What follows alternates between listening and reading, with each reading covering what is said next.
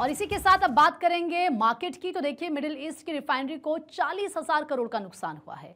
महायुद्ध से यूएस की इकोनॉमी में 7% गिरावट की संभावना है। ग्लोबल इकोनॉमी 3% तक जाने की संभावना है। थाईलैंड और मॉरिशस का टूरिज्म कम हुआ है। तो आज का बाजार हम आपको बता रहे हैं किस तरीके से मिडिल ईस्ट की रिफाइनरी को 40,000 करोड़ का नुकसान हुआ है। महायुद्ध से यूएस की इकोनॉमी में 7% गिरावट की संभावना है। ग्लोबल इकोनॉमी की बात करें तो 3% तक जाने की संभावना है। थाईलैंड और मॉरिशस का टूरिज्म कम हुआ है। इस वक्त मार्केट एक्सपर्ट आकाश जिंदल सर हमारे साथ जुड़ चुके हैं। सर, आज का बाजार क्या कहता है? मिडिल ईस्ट की बात करें तो रिफाइनरी को वहां की 40,000 करोड़ का नुकसान हुआ। और सर, सबसे पहले बात तो मैं यूएस की करूंगी, क्योंकि सर इस युद्ध से यूएस की इकोनॉमी में भी सर 7% गिरावट की संभावना है। बहुत नुकसान। बेच लो। सर, आप तक मेरी आवाज आ रही है? झटका लगा है और ग्लोबल इकोनॉमी का काफी नुकसान होगा।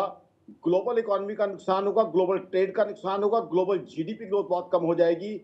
और उसकी वजह से ग्लोबल इकोनॉमी को वॉर के ये जो 25 दिन है, ये भरपाई कम से कम 4 साल में होगी। जो रिफाइनरी जब ब्लास्ट कर दी गई हैं, एक रिफाइनरी को क्रिएट करने में 4 साल लग जाते हैं।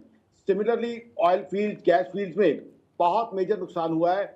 जब युद्ध रुक जाएगा, अभी तो प्रैक्टिकल सीज फायर नहीं हुआ है, जिस दिन प्रैक्टिकल सीज फायर होगा उस दिन देखिए डेटा इतना डिवेस्टेटिंग है कि इस वॉर ने ग्लोबल इकोनॉमी जो पहले से बीमार थी उसको बहुत बहुत मेजर क्षति बचाई है।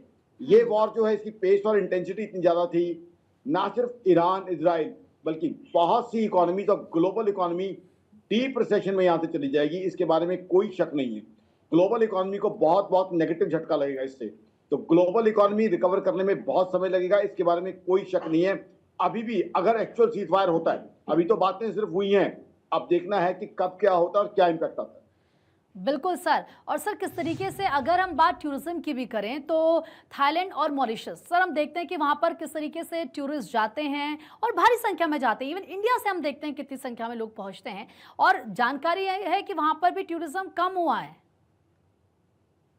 ये टूरिज्म को बहुत नुकसान हुआ है, टूरिज्म काफी कम हुआ है। और टूरिज्म और एविएशन दो सेक्टर ऐसे हैं जहां काफी मेजर नुकसान हुआ है और भी नुकसान होने की संभावना है, क्योंकि आज लोगों को रोटी कपड़ा मकान की चिंता है।